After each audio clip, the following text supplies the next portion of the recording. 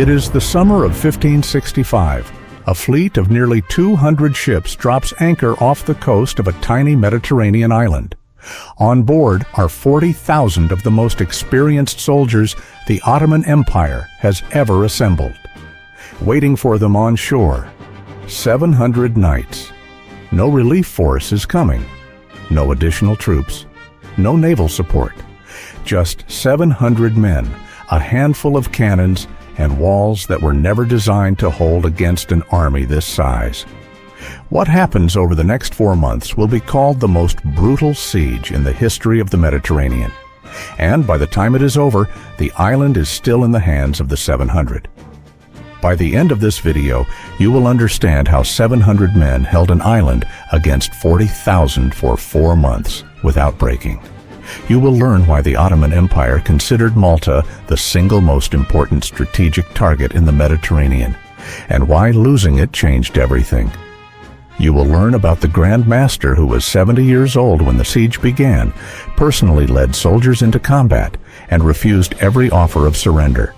And you will learn why, despite being one of the most consequential military events of the 16th century, almost nobody outside Malta has ever heard of it. This is 1565, the year the word impossible ran out of meaning. The Knights Hospitaller are one of the oldest military orders in Christian history, founded during the Crusades to protect pilgrims in Jerusalem. For centuries they held Rhodes, using it as a base to harass Ottoman shipping and defend Christian sea lanes. In 1522, Suleiman the Magnificent besieged Rhodes with 100,000 men. The knights held for 6 months before surrendering. Suleiman, reportedly so impressed by their courage and discipline that he personally guaranteed their safe passage, allowed them to leave with their weapons, their banners, and their honor intact. It was one of the most chivalrous acts of surrender in the history of siege warfare, and both sides knew it. For 7 years the knights had no home, drifting between European courts that admired them but could not house them, until Holy Roman Emperor Charles V offered them Malta in exchange for a nominal annual payment. 1 Maltese falcon. Malta was not a gift. It was a barely inhabited, barren, water-scarce rock in the middle of the Mediterranean. Charles V wanted a buffer between the Ottoman fleet and Europe, and the knights were the only force willing to plant themselves in its path. By 1565, they had been on Malta for 43 years, building fortifications and waiting for what they knew was coming. Malta sits almost exactly at the center of the Mediterranean. Whoever controls it controls the sea lane between Ottoman North Africa and the European coast. A hostile force on Malta can threaten Ottoman shipping in every direction simultaneously. The Knights Hospitaller have used their position to raid Ottoman ships, attack North African ports, and intercept supply convoys, a persistent thorn in the side of the most powerful empire on earth. Suleiman is 81 years old in 1565. He is dying, and he wants Malta eliminated before he goes. He sends his finest admiral and most feared land commander with nearly 200 ships, 40,000 soldiers, and artillery powerful enough to demolish any wall in Europe. Waiting for them is Jean Parisot de la Valette, Grand Master of the Knights Hospitaller, 70 years old, who has spent his entire life preparing for exactly this moment. La Valette is not simply an administrator. He is a soldier who spent an entire year as an Ottoman galley slave after being captured in battle, chained to an oar, surviving conditions that killed most men in months. He was ransomed, returned to the order, and rose to Grand Master in 1557. By the time the Ottoman fleet arrives in May 1565, he has had 8 years to prepare Malta's defenses across 3 main fortifications: Fort St. Elmo at the tip of the peninsula, Fort St. Angelo across the harbor, and the fortified town of Birgu, where the knights are headquartered. He has sent urgent messages to every Christian ruler in Europe, warning that if Malta falls, the Ottoman fleet will have an unobstructed base to attack Sicily, Naples, and eventually Rome. The messages are received. The responses are cautious, political, and largely useless. La Valette accepts this. He does not wait for help that may not come. He prepares to hold with what he has. The Ottoman commanders make their first decision immediately. Take Fort St. Elmo first, the smallest fortification, to secure the harbor entrance for their fleet. Their engineers estimate it will fall in 3 to 5 days. It holds for 31.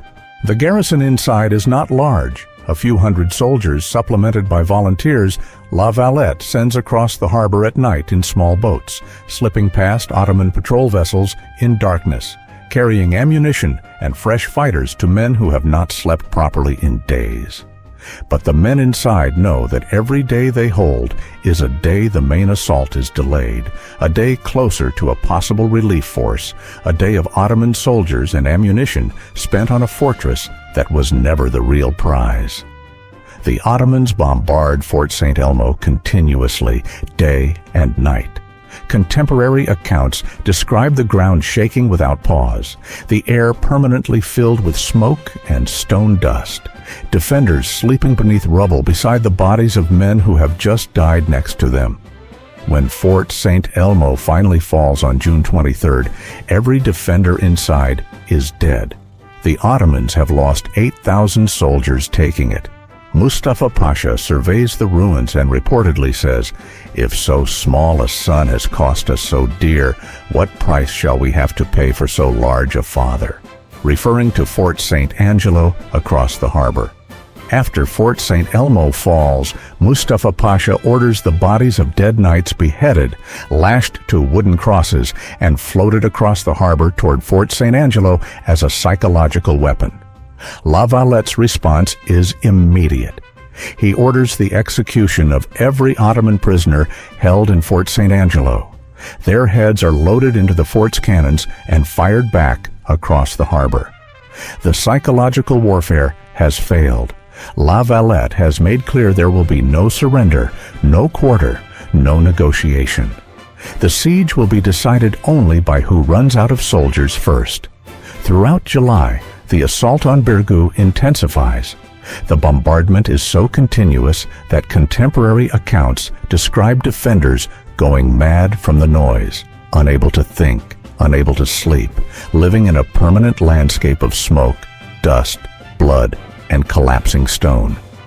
La Valette, 70 years old, is seen repeatedly on the walls with a pike in his hand, fighting alongside his soldiers.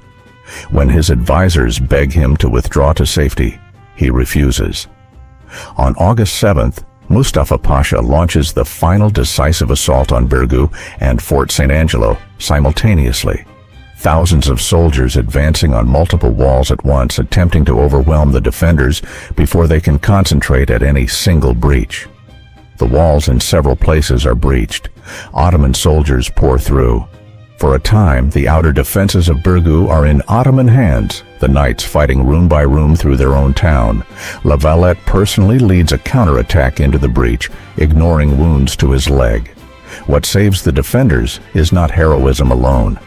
A small Maltese cavalry force stationed on high ground outside the fortification spots the Ottoman camp apparently undefended during the assault. They charge it. The Ottoman rearguard, believing a relief force has arrived, sounds the retreat signal. The assault halts. Ottoman soldiers withdraw from the breaches they just fought to take. By the time Mustafa Pasha realizes it was not a relief force, but a handful of horsemen, it is too late to reorganize. The greatest assault of the siege fails because of a bluff. By late August, both sides are exhausted beyond anything their commanders anticipated at the beginning of the siege. The knights are critically low on soldiers, ammunition, and food. Disease has spread through the confined fortifications. Wounds that would have been treatable in May are now fatal for lack of medicine. La Valette knows another major sustained assault will break what remains of his force. The Ottoman situation is equally desperate. Conservative estimates suggest 15,000 dead or disabled. Disease has spread through the Ottoman camp. Supply lines are stretched thin. Mustafa Pasha knows he must take Malta before the autumn storms make the sea crossing home dangerous. On September 7th, the relief force La Valette has been waiting for arrives, a Spanish force from Sicily, approximately 9,000 men landing on the northern part of the island. It is not the enormous army needed 2 months ago, but it arrives at exactly the moment the Ottomans have nothing left to absorb it. Mustafa Pasha learns of the Spanish landing and orders withdrawal. There is one final bitter engagement as Ottoman forces attempt to intercept the Spanish relief army before fully embarking, an engagement that goes badly, confirming that the force which arrived in May is no longer what it was. The retreat becomes a defeat in itself. When the relief force reaches Birgu and Fort St. Angelo, they find a landscape of almost total destruction. Buildings reduced to rubble, walls crumbled and recrumbled, the ground torn apart by months of continuous bombardment. Among the ruins, the survivors, gaunt, wounded, some barely able to stand. Jean de la Valette, 70 years old, walks out to meet them on his own feet. The Great Siege of Malta sends a shock through Europe that is difficult to overstate. The Ottoman Empire, which has spent the previous half-century methodically expanding across the Mediterranean and Eastern Europe, has been stopped, not by a coalition of kings, but by 700 knights on a barren rock. The psychological impact on both sides is enormous. The sense of inevitable Ottoman expansion that has driven military ambition for generations is fractured, slightly but permanently, by what happened on Malta. Pope Pius IV declares a day of thanksgiving across Christendom. Philip II of Spain funds the construction of an entirely new fortified city on Malta, which La Valette names Valletta, still standing today as the capital of modern Malta and still bearing his name. Suleiman the Magnificent dies the following year, 1566, before he can organize a second attempt. It never comes. The Knights Hospitaller remain on Malta for the next 2 centuries, until Napoleon removes them in 1798 without a single shot fired, an ending so anticlimactic it seems impossible given what happened here in 1565. But that is a different number. This one belongs to the 700, 1565. The year 40,000 soldiers spent 4 months trying to remove 700 men from a barren Mediterranean rock, and failed. Not because the 700 were invincible, but because they understood something the 40,000 did not. That there are things worth holding even when the mathematics say it is impossible. If this story made you think, leave a comment. Do you think the Great Siege of Malta deserves to be as famous as Thermopylae? Subscribe to the Vault of Numbers. Every week, one number, one story history. Forgot to tell you. The next number in the vault: a king took 300 men to a narrow mountain pass. He knew they would not come back. He went anyway. The vault remains open.